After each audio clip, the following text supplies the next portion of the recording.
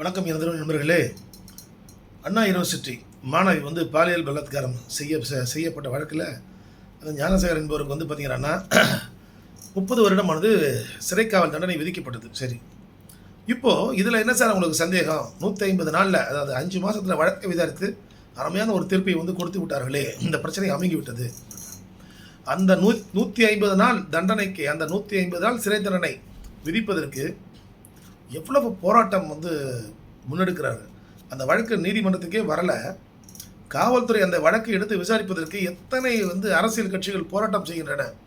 எவ்வளோ போராட்டம் பண்ணி மறியல் பண்ணி உயர்நீதிமன்றங்கள் சுவமோட்டம் அங்கே மனுவும் போடுறாங்க ஹைகோர்ட்டில். சுவமோட்டம் ஹைகோர்ட் அதை எடுத்து சில உத்தரவுகளை பிறப்பிக்குது. அப்போது ஒரு நடுநிலையாக இருக்கக்கூடிய அதிகாரிகளை ஐபிஎஸ் ஆஃபீஸர்ஸ் அப்பாயின்ட் பண்ணுறாங்க. அப்பாயின்ட் பண்ணி மட்டும்தான் அதெல்லாம் கேதர் பண்ணுறாங்க.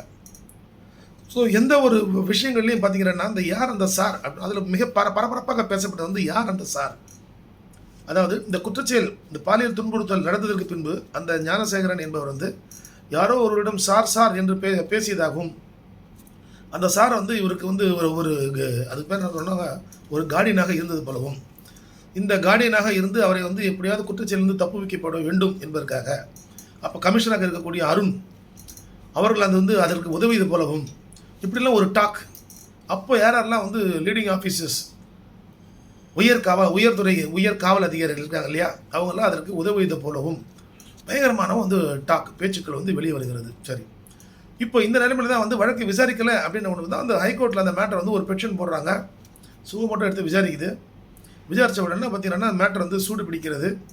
அப்போது அந்த யார் அந்த சார்ன்றது ஒரு பக்கம் ஹாட் டாப்பிக்காக போயிட்டே இருக்குது. பொதுமக்கள் கேட்கக்கூடிய மிக முக்கியமான கேள்வி, சார் அந்த வழக்கு 150 நாளில் நீங்கள் விசாரிச்சிங்க, அவருக்கு தண்டனை கொடுத்தீங்களே, ஆனால் இந்த தீர்ப்பிலையும் எந்த இடங்களில் யார் அந்த சார் என்பது குறித்து எந்தவித ஒரு விளக்கமும் இல்லையே, இது ஏன் அப்படின்னு கேட்குறாங்க. ஒரு நண்பர் என்ன கேட்குறாருன்னா, சும்மா நீங்கள் எல்லாம் செட்டப் பண்ணுறீங்களா சார், இதெல்லாம் நியாயமா சார்னா? இது நீதிமன்றத்தின் தவறு அல்ல, நன்றாக புரிந்து கொள்ளுங்கள்.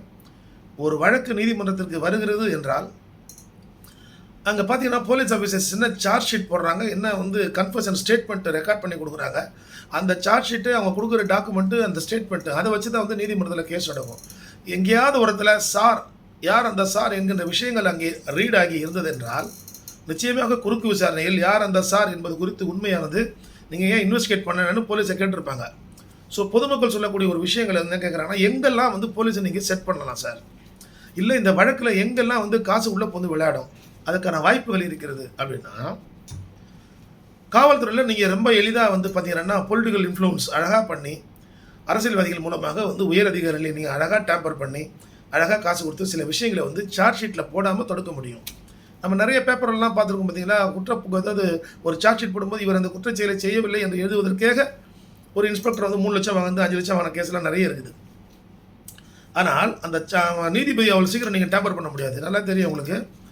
இப்போ சமீபத்தில் ஒரு சினிமா தயாரிப்பாளர், ஒரு காலேஜ் வச்சுருக்கிற ஒரு கல்வி தந்தை, அவர் ஒரு உயர்நீதிமன்ற நீதிபதிக்கு அவர் கூட படித்தவர்ன்றதுக்காக அவர் ஃபோன் அடிச்சார். அப்போ அது மாதிரி நம்ம என்ன அதுக்கு பேர் என்ன, அந்த தென்னிந்திய திரைப்பட சங்கம் எலெக்ஷன் தள்ளி வைக்கப்பா, அதுக்கு கேஸ் வருதுப்பா கோர்ட்டில் அப்படின்னு சொல்லி ஒரு ரெக்வஸ்ட் பண்ணால், அவருக்கு கோபம் வர, நீதிபதிக்கிட்ட எப்படியோ நீ பேசுவேன் அப்படின்னு சொல்லிட்டு சுவமோட்டோ கட்டம்ட்டு போட்டு 10 லட்ச ரூபா பெனால்ட்டி போட்ட விஷயங்கள் எல்லாருக்கும் தெரியும்.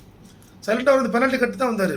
அதாவது வழக்கறிஞர்கள் என்பது வேறு, அந்த நீதிபதி என்கின்ற பதவிக்கு சென்று விட்டால் அதில் நல்லவனும் இருக்கலாம், அதில் கெட்டவனும் இருக்கலாம், தட் இஸ் டிஃப்ரெண்ட். ஆனால் பெரும்பான்மையாக அந்த தொழிலுக்கு கண்ணியம் சேர்க்கும் வழியில் நீதிபதிகள் இருப்பதால் தான் இந்த சாத்தான்குளம் என்ற வழக்கு, இந்த அண்ணா பல்கலைக்கழக மாணவியோட வழக்கு, இதெல்லாம் மிக விரைவாக தண்டனை கிடைக்கின்றது. ரைட், இப்போ அந்த யார் அந்த சார் சப்ஜெக்ட் வருவோம். எப்படி சார் அந்த யார் அந்த சாரை எப்படி சார் இங்கே கட்ரைல் பண்ணுறாங்க, வெட்டி தூக்கி எறிகிறார்கள் அப்படின்னு பார்த்தோம்னா, சார்ஜ் ஷீட் போடுறாங்க பார்த்தீங்கன்னா, அது யார் போடுறது? போலீஸ் தான் போடுறது. அந்த போலீஸ் போடும்போது அந்த போலீஸை யாராவது வச்சு டேம்பர் பண்ணுவாங்க. தயவுசெய்து இந்த யார் என்ற சார் ஒரு முதலமைச்சர் அளவில், இல்லை ஒரு பெரிய ஹோம் மினிஸ்டர் அளவில் அவருக்கு ப்ரெஷர் கொடுக்குறாங்க. நீங்கள் என்ன நியாயமோ அதை மட்டும் போடுங்க, பட் பொலிட்டிக்கல் அது பெரிய இம்பாக்டை கிரியேட் பண்ணோம். அந்த யார் அந்த சாரை மட்டும் அதை மட்டும் நீங்கள் ஸ்டேட்மெண்ட் சேர்க்காதீங்கன்னா சேர்க்காமலே போட போகிறாங்க. பெரிய உலக அதிசயம் இல்லை, இதெல்லாம் நடப்பதற்கான வாய்ப்புகள் அதிகம். நிச்சயமாக அந்த ஒரு குற்றப்பத்திரிகையிலோ அல்லது ஏதோ ஒரு ஸ்டேட்மெண்ட்லையோ யார் அந்த சார் என்கின்ற விஷயங்கள், ஏன்னா ஸ்டேட்மெண்ட் கன்ஃபெஷன் ரெக்கார்ட் பண்ணுறதும் போலீஸ் தானே. எல்லாரும் தெரியும், வழக்கறிஞர் நண்பர்களுக்கும் தெரியும், பொதுமக்களுக்கும் தெரியும். அந்த கன்ஃபர்ஷன் ஸ்டேட்மெண்ட்டை ரெக்கார்ட் பண்ணுறதும் போலீஸ் தான். அவங்க தத்தக்கா பத்தக்கான்னு படுறத வச்சு தான் இங்கே இந்த டிஃபென்ஸ் கேஸே ஓடுது. ஸோ இதெல்லாம் வந்து வாய்ப்புகள், இதெல்லாம் வந்து கோர்ட்டுக்கு வருகின்ற ரெக்கார்டில் இந்த யார் அந்த சார் என்கின்ற விஷயம் இல்லை என்றால், இங்கே உண்மையாக மிக தெளிவாக நேர்மையாக ஒரு வழக்கை விசாரிக்கும் நீதிபதி பத்திரிகை செய்தியெல்லாம் பார்த்து கேள்வி கேட்க முடியாது. டிஃபென்ஸ் சர்டிஃபிகேட்டை கேட்க முடியாது. அப்படி ஒரு கேள்வியை கேட்டால் என்ன சொன்னாங்க, பத்திரிகை செய்தி அடிப்படையில் வச்சு தானே ஒரு டிஃபென்ஸ் சர்டிஃபிகேட் வந்து யார் அந்த சார் சொன்னாங்களே, உனக்கு யார் அந்த சார்னு ஒரு கேள்வி அந்த குறுக்கு விசாரணை கேட்க முடியுமானா முடியாது. நீதிமன்றம் அதை அனுமதிக்காது. ஸோ இதே போன்ற சூழ்நிலை தான் வந்து நீதிமன்றங்கள் சரியான பாதையில் தான் செல்லும். சரியான பாதையில் சென்று மட்டும் தான் தீர்ப்பு கொடுக்கும். ஆனால் பொதுமக்களிடம் இருக்கிறது வந்து அரசியல் கட்சிகள் சொல்லிக்கலாம், அந்த யார் அந்த சார் என்பதை நாங்கள் வெளிக்கொணர்வோம் அப்படின்னு சொல்ல முடியாது. அப்போது வெளிக்கொணர்வுன்னு அர்த்தம் பொலிட்டிக்கல் இன்ஃப்ளூயன்ஸ் பயங்கரமாக விளையாடுன்னு தானே அர்த்தம். ஸோ யார் அந்த சார் இந்த வழக்கில் வெளிவராமல் இருப்பதற்கு இது கூட காரணமாக இருக்கலாம். 150 நாளில் ஒரு வழக்கு முடிவதற்கும் 6 வருடத்தில் ஒரு வழக்கு முடிவதற்கும் இருக்கின்ற வித்தியாசங்கள். 150 நாளில் ஒரு சார்ஜ் ஷீட் வேகமாக ரெடி பண்ணி போட்டுட்டிங்கன்னா அந்த யார் அந்த அவங்க 150 நாள் தண்டனை கொடுத்தாச்சு. இனிமேல் இந்த யார் அந்த சார் அப்படின்றத பற்றி யாரும் பேச போகிறதில்ல. விஷயங்கள் அமைதியாகிவிடும், அமுக்கப்பட்டு விடும். ஆனால் இங்கே சாத்தான்குளம் வழக்கில் 6 வருடம், அதாவது மொத்தமே இவங்க சீஸ் பண்ணி வச்சுட்டாங்க.